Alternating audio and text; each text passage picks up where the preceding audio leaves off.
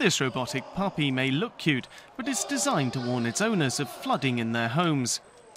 This miniature robot gardener is a prototype built to show that a droid can follow routine commands as it performs menial tasks around a track. They're all on display as teams across the Middle East and from around the world competed at the World Robotic Olympiad in Abu Dhabi. Crucially, most of these wonders were built by high school children. Each participating country holds a national event, selects a national team, and they all come to the international final. Now, the first international final was held in 2004 in Singapore, and since then, up until this current event now, all finals were held in Far East.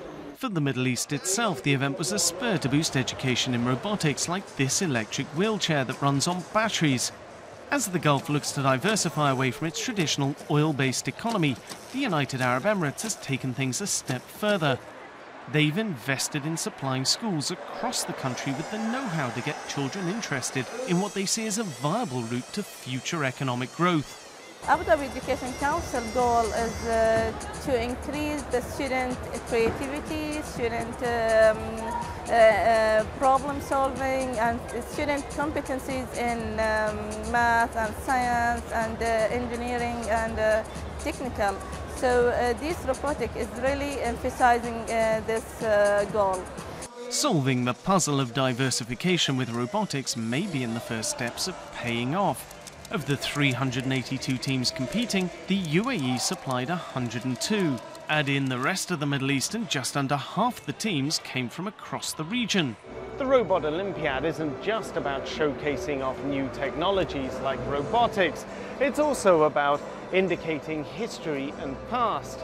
But for companies here attending the event, it's providing yet another potential springboard, a place to find the future talent of tomorrow.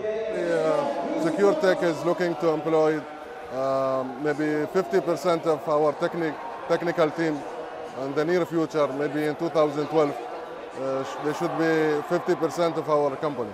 This will give ambition to the children, and maybe it will make them think of the technology.